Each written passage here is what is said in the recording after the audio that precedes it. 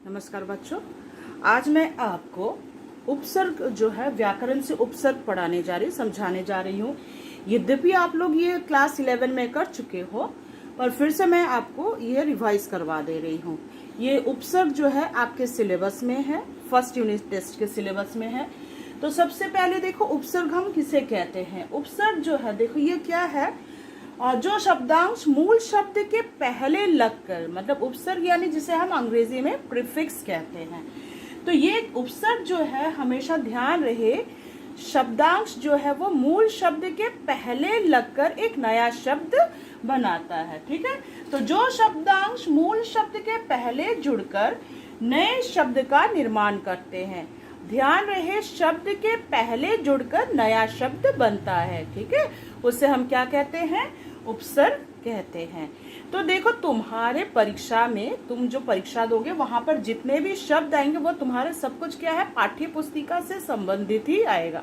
तो जितने भी शब्द आएंगे, उपसर्ग बोलो या प्रत्यय, तो सब कुछ क्या है, पाठ्य पुस्तिका से पर ही आधारित रहेगा।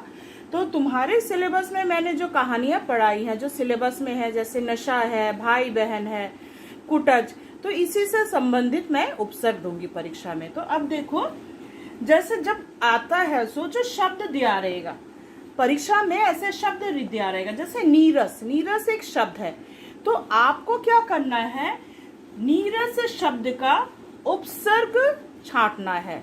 ठीक है, परीक्षा में जो है तुम्हें उपसर्ग और मूल शब्द ये दोनों आपको निकालना है। ठीक है, नीरस अगर है तो उपसर्ग क्या होगा, नी, और मूल शब्द क्या हो जाए, बाकी रह जाता है रस। रस हो गया मूल शब्द और नी हो गया उपसर्ग। ध्यान रखना जब परीक्षा में आए तो इस प्रकार कॉलम जरूर बनाना, उपसर्ग और मूल शब्द। अगर आप लोग नहीं लिखते हो हेडिंग मूल शब्द और ये उपसर्ग, तो आपको नंबर नहीं मिलेगा। और बस ऐसे ही लिख दिया नीरस यानी नी जोड़ रस, तो उसको हम काट देंगे, वहां तुम्हें कोई अंक नहीं मिलेगा, क्योंकि संधि विच्छेद नहीं दिया जा रहा है, वहां पे कोई जोड़ का चिन्ह नहीं लगाओगे। ऊपर हेडिंग देकर जो है उपसर्ग और मूल शब्द देकर ही उत्तर लिखोगे। संपूर्ण, तो संपूर्ण का देखो ये सम, ये क्या हो गया, आधा म। जब भी अनुस्वार या आधा म जैसे ऐसे शब्द रहते हैं तो वहां पे हलंत लग जाता है। अगर ऊपर अनुस्वार, अनुस्वार यानी बिंदु जिसे कहते हो, ठीक है ना, तो जैसे संतुष्ट है, संदेह है, तो वहां पे क्या हो जाता है, वो अनुस्वार जो है म में बदल जाता है, म में हलंत देकर। तो यहाँ पे देखो संपूर्ण, तो सम के साथ पूर्ण हो गया मूल शब्द। फिर देखो अज्ञात, अ हो गया उपसर्ग, ज्ञात हो गया मूल शब्द।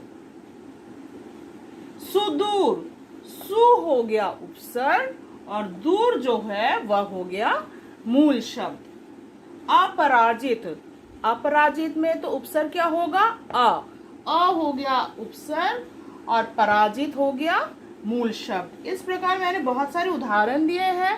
संतोष, संतोष में मैंने जैसे क्या कहा था, अगर अनुस्वार या आधा म या आधा न रहता है तो वो क्या है, म में हलंत देकर लिखोगे सम और तोष।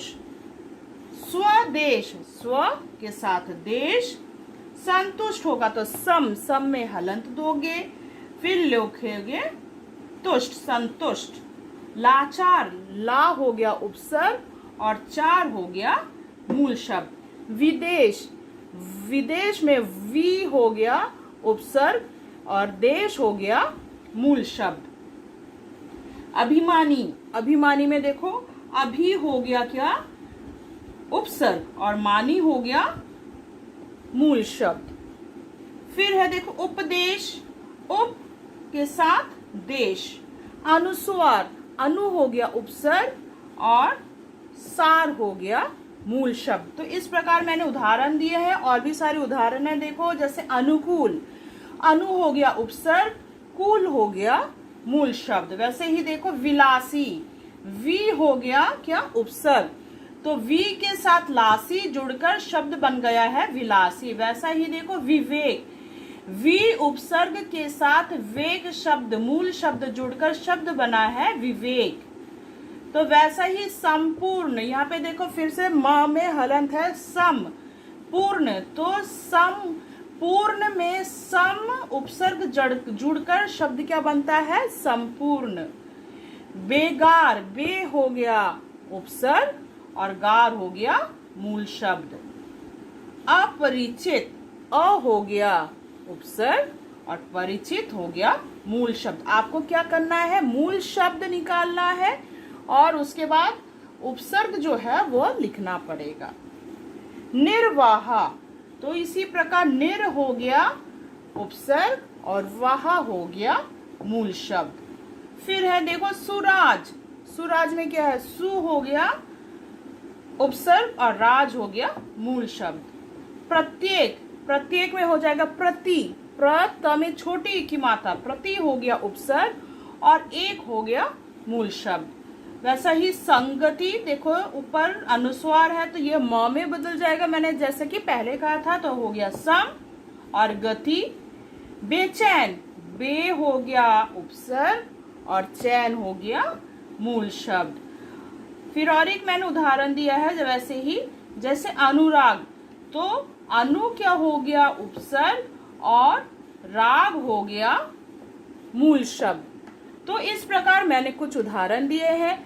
आपका जो टेक्स्ट बुक है, मतलब व्याकरण का जो हिंदी साहित्य का इतिहास, ये जो किताब है हिंदी साहित्य का इतिहास एवं व्याकरण, तो यहाँ पर बहुत सारे आपके जो है उदाहरण दिए गए हैं। इन उदाहरणों को आप प्रैक्टिस करेंगे। तो आशा करती हूँ आपको उपसर्ग समझ में आया होगा। तो उपसर्ग मैंने क्या कहा था, जो शब्दांश मूल शब्द के पहले जुड़कर नया शब्द बनाते हैं उन्हें हम क्या करते हैं, कहते हैं उपसर्ग कहते हैं। तो उपसर्ग के बाद मैं आपको प्रत्यय सिखाने जा रही हूँ। आशा करती हूँ आपको उपसर्ग समझ में आया होगा। धन्यवाद।